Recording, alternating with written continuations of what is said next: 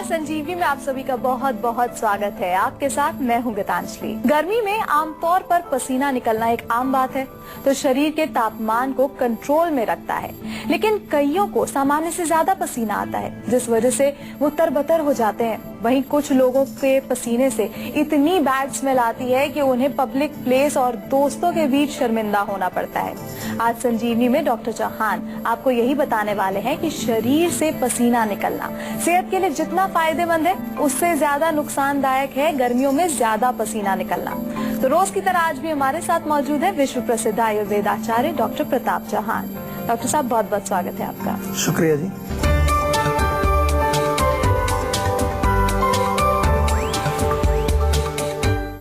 अगर आपको जरूरत से ज्यादा पसीना आता है तो इसे ना करें इग्नोर, क्योंकि ज्यादा पसीना आना हो सकता है किसी बड़ी बीमारी का सिग्नल। गर्मी के मौसम में पसीना आना शरीर के लिए अच्छा होता है, जिससे शरीर का तापमान कंट्रोल में रहता है। लेकिन ज्यादा पसीना आना सेहत पर क्या असर डालता है, आइए डॉक्टर साहब से जानते हैं। डॉक्टर साहब जी, देखिए, पसीना आना वैसे शरीर के लिए अच्छी चीज है, क्योंकि पसीना जब आता है तो हमारे बॉडी के टेम्परेचर को मेंटेन करता है। खास तौर से बहुत ज्यादा जब गर्मी पड़ रही हो, उसमें पसीना जब निकलता है तो हमारी बॉडी के बाहर की जो परत है उसको कूल भी रखता है। लेकिन पसीना जब बहुत ज्यादा आने लगता है आपको, एक्सटेंसिव या एक्सेसिव स्वेटिंग जिसको बोलते हैं, तो दैट इंडिकेट्स कि समथिंग इज रॉन्ग, कुछ ना कुछ गड़बड़ है अंदर। स्वेट ग्लैंड्स में कोई प्रॉब्लम है या कोई अन्य रोग है, हाइपरहाइड्रोसिस है या डायबिटीज है। कभी कभार कुछ लोगों को बहुत ज्यादा एंजाइटी, घबराहट, चिंता होती है, उनको भी बहुत पसीना आता है। या फिर जो है इसके अतिरिक्त कोई और बॉडी के अंदर विकृति है, उस चीज को समझना बहुत जरूरी है, क्योंकि हमें इसको लाइटली नहीं लेना चाहिए।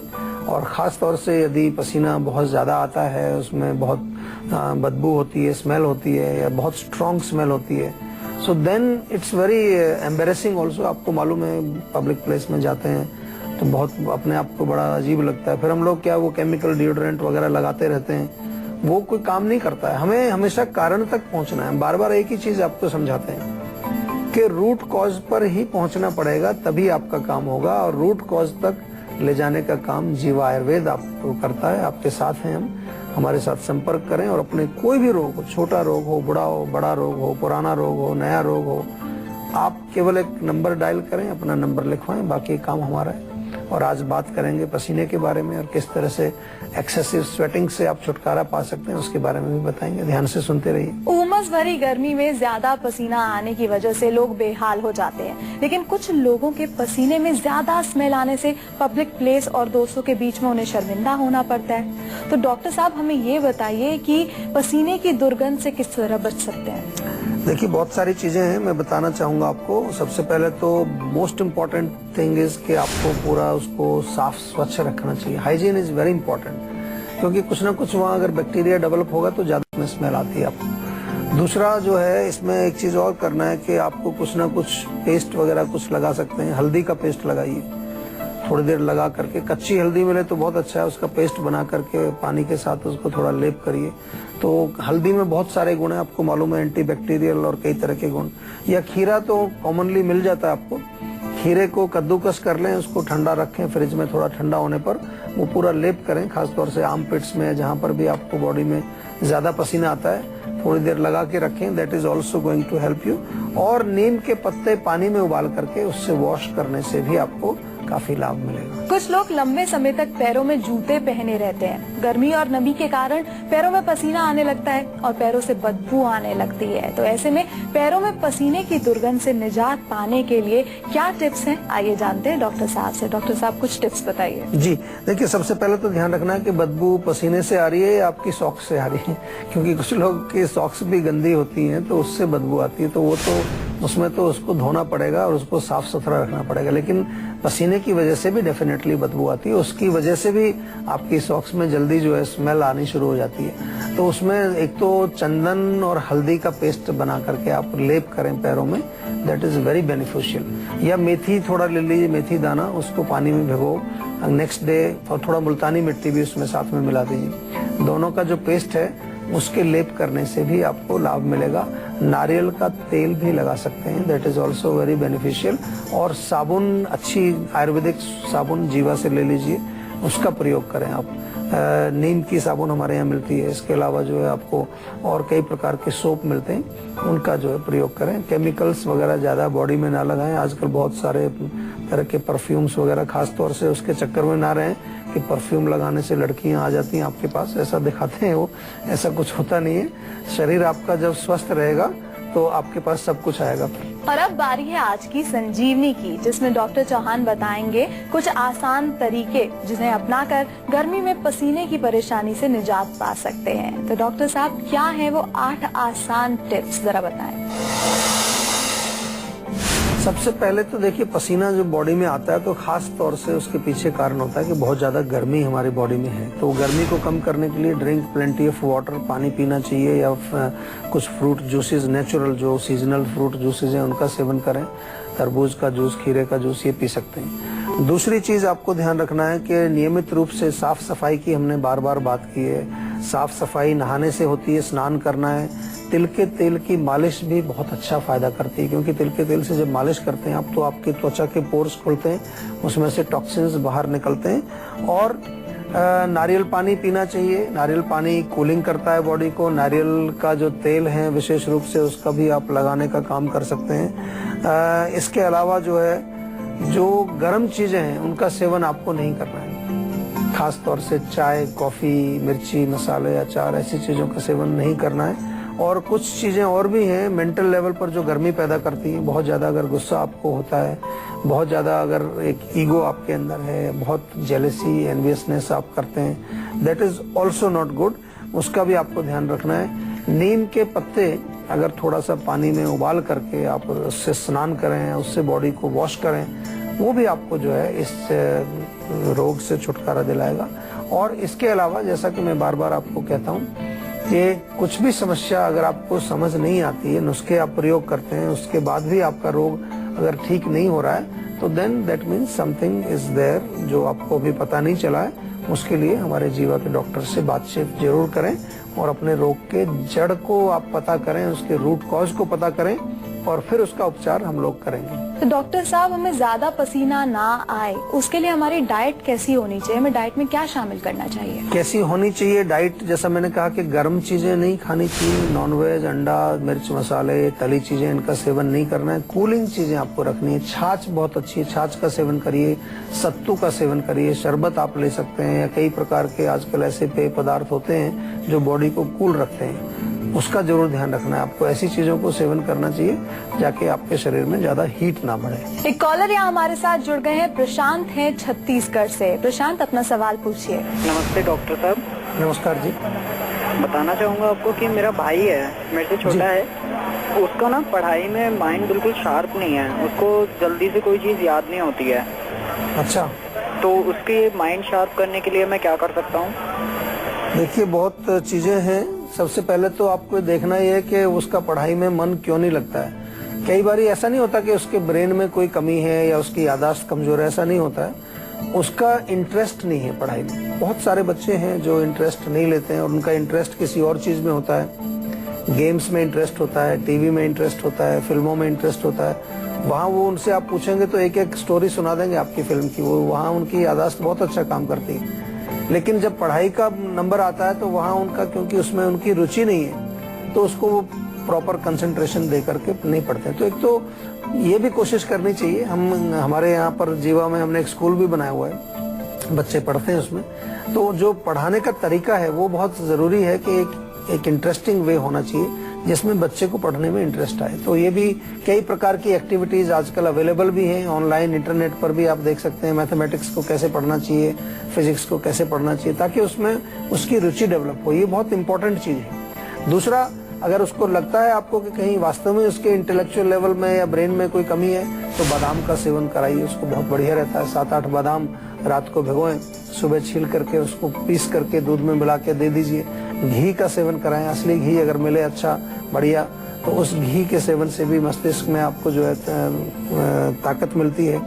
और दूध पीने से भी जो है ताकत मिलती है, मक्खन खाने से। ये सारी चीजें जो है, ये जो लुब्रिकेशन पैदा करती हैं, ये हमारे ब्रेन को मजबूत करती है। और जीवा की मेमोरी का टेबलेट और मेमोरी का सिरप, बहुत सारे लोग, न केवल बच्चे, जो लोग ऑफिस में काम करते हैं, जो लोग मेंटल वर्क करते हैं, जिनको अकाउंट्स का काम करना होता है, वो लोग बहुत हमारे यहाँ से लेते हैं। मेमोरी का टेबलेट और मेमोरी का सिरप दोनों ही बहुत अच्छा काम करते हैं।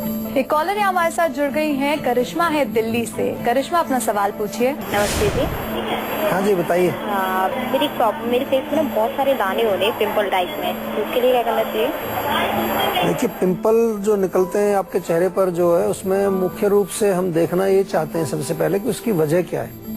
आमतौर पर पेट में गर्मी, हम बताते हैं बार बार कि बहुत ज्यादा गर्मी अगर पेट में होगी तो पेट में गर्मी होने से खून में गर्मी आएगी, और खून में गर्मी आने से दाने या पिंपल्स टाइप की चीजें निकलती हैं।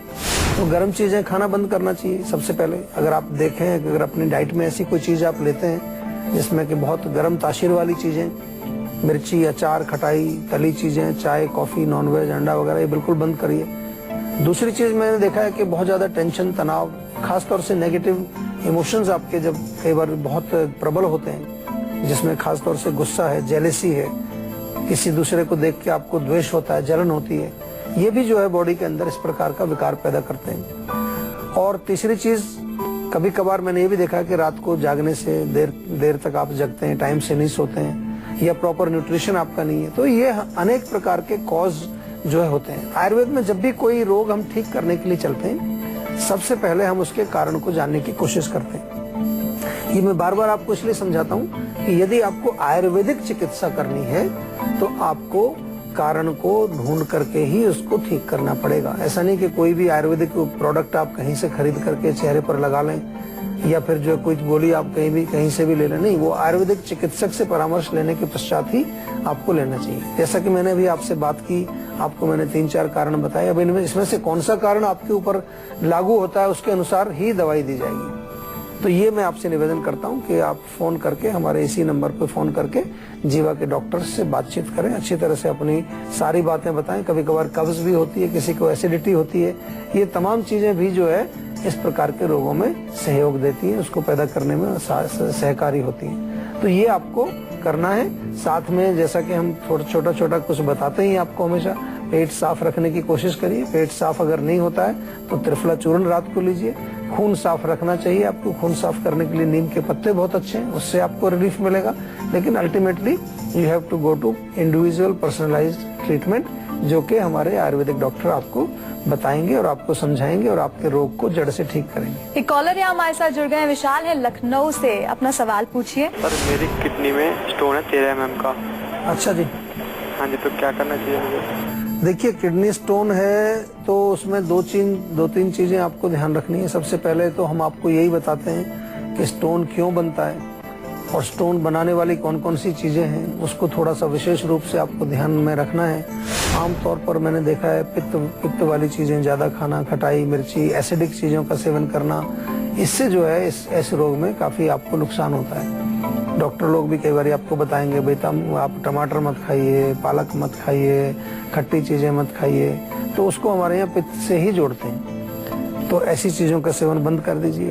थोड़ा सा जो अल्कलाइन डाइट आप जरूर लीजिए। अल्कलाइन में आपको नींबू, ये अपना नारियल पानी है, गन्ने का रस है, या जो है खीरे का रस है, तरबूज का जूस है, ये सब चीजें आप सेवन करिए। इसमें जो है सब आपको कूलिंग भी करती है, अल्कलाइन भी है, और आपके यूरिनरी सिस्टम को साफ भी करती है। पानी पीना चाहिए। हमारे आयुर्वेद में लिखा है कि एक प्रकार की दाल होती है, कुलत्थ बोलते हैं उसको, कुल्थी या कुलत्थ की दाल होती है, वो 20 ग्राम आप आधा लीटर पानी में रात को भिगोएं, सुबह उसको उबाल करके उसका सूप टाइप का बनाएं और साथ में दाल भी खाएं, पानी भी पिए उसका। That is also very good. And finally, जैसा मैं हमेशा आपको एक ही सलाह देता हूँ, बार बार मैं दूसरी सलाह कोई नहीं देता, कि रोग जब आपके शरीर में हो जाता है कोई भी, तो रोग का इलाज दवाई से ही होगा।